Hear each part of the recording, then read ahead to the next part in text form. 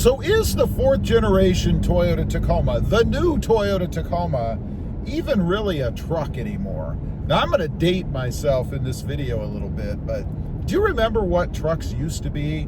I had a truck. The first vehicle that I ever drove, ongoing, I guess, or daily, I used to drive it to high school, was a truck. It was a Chevy long bed, single cab pickup truck. Gas guzzling, rough riding, uncomfortable, fast truck. And that's what trucks used to be, right? When you went out and bought a pickup truck, it was rare that you would see a quad cab or a double cab like this, where you could actually haul as many as 5 people in it, unless you bought one of those really expensive work trucks. And that's what the ones that had the double cabs used to be, right? You used to see a bunch of guys pull up at a work site, 4 or 5 of them would pile out of a truck, do the job, get back in all dirty and nasty. Those trucks were always filthy, by the way, but that's what they used to be.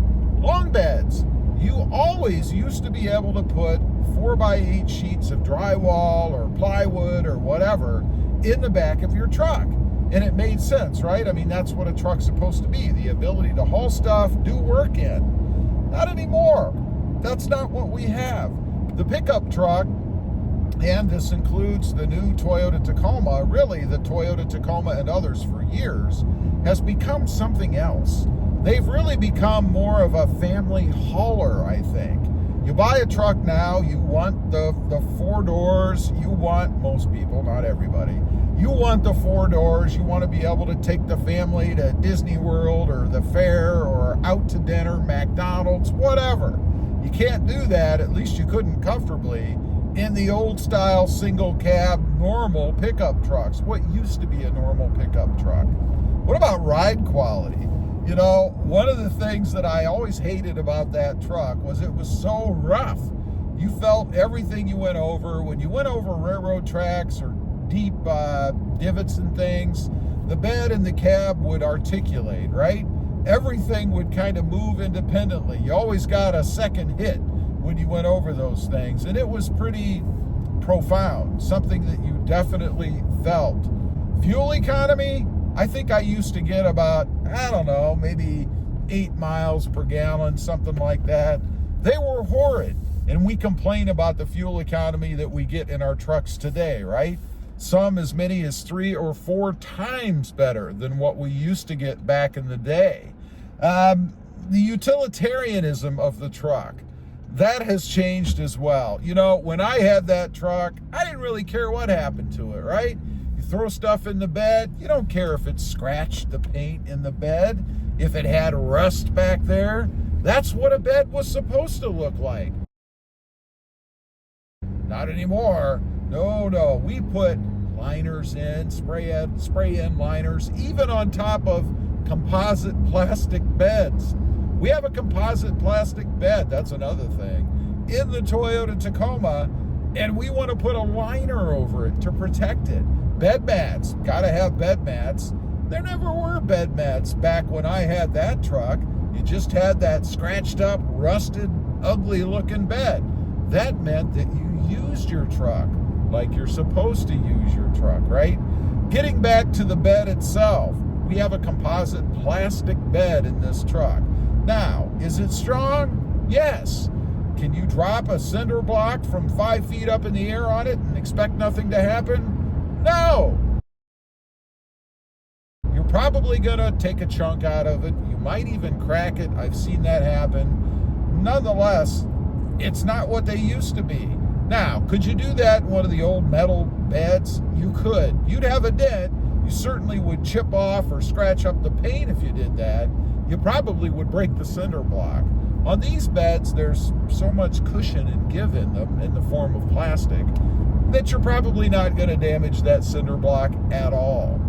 What about just caring about the appearance of it, I guess?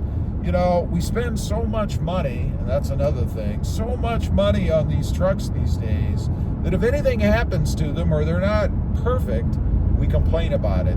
And that's how it should be, really. And I really don't care whether the truck costs you $20,000 or $70,000 going way back. You still should care. You're still spending your hard-earned money on a vehicle, right? But nonetheless, I think we've gotten way more concerned about what happens with the truck. You know, I hear some people take them out and they seem proud when they get them all scratched up. They say that the truck is now broken in. It's a real truck. They've scratched the hell out of the paint. They're out doing what they should be doing in their truck. Me, I don't agree with that so much. When I spend 40 grand on my truck, I don't want scratches on it. We talk about thin paint. You know, remember the days, you can't have it both ways. Remember the days when you had no problems with paint on trucks? It would fade over time, I suppose, but you never really had any big paint issues. At least I don't remember having any. It's probably because I just didn't care. But today, we're concerned about the thickness of paint, whether it's a little ruffly in one area or not. Even though on the Tacoma, down below the doors, it's supposed to be that way for protection's sake. But nonetheless, we're concerned about that. Paint is a big issue. Guys that bought trucks back in the day, they didn't care about that kind of thing. They knew they were going to take it out, scratch the hell out of it, use it as a truck, and not have any problems. Lastly, let's talk about power. We got to talk about power. When you had a truck back in the day, it was a V8, right? All of them were V8s. Rarely would you come across a 6-cylinder, and certainly never a 4-cylinder truck. Not back in the day. If you didn't have a V8, something might have been wrong with you. That's assuming you were in the time where you could actually get one when they started to go to V6s. Today, we have a 4-cylinder turbo. Now, it is a mid-sized truck. Does it need to have a V8 in it? Well, obviously not. It doesn't have the weight nor the capacities of the older trucks that were bigger, heavier, and designed to do more heavy-duty things, right? So it would be overkill. Do we miss the power of it? Hell yeah. I'd love to have the power of a V8 in this size truck in a Toyota Tacoma. Although today, it would probably be cost prohibitive, because if you put a V8 in this truck, it'd probably cost you 100 grand. And I know there's been rumblings out there, all kinds of rumors always, people talking about, Toyota's going to put out a special edition V8 Tacoma. It isn't going to happen. Because of the price, there'd be so few buyers that it wouldn't be worth their while economically. So anyway, is the Toyota Tacoma, the 4th gen, or really even the 3rd gen, a true truck these days? Or are they just family haulers, not designed for what they used to be? I would say definitely yes, it is not what it used to be. It's just more for doing weekend warrior work, maybe getting out on the trails every once in a while. It's good for that because of its size, but definitely not what the old giant work trucks used to be. Leave a comment. Let me know if you agree. Is the Tacoma not really a truck anymore? I'd be curious to know what you think. Thanks for watching. Stay safe out there. Bye.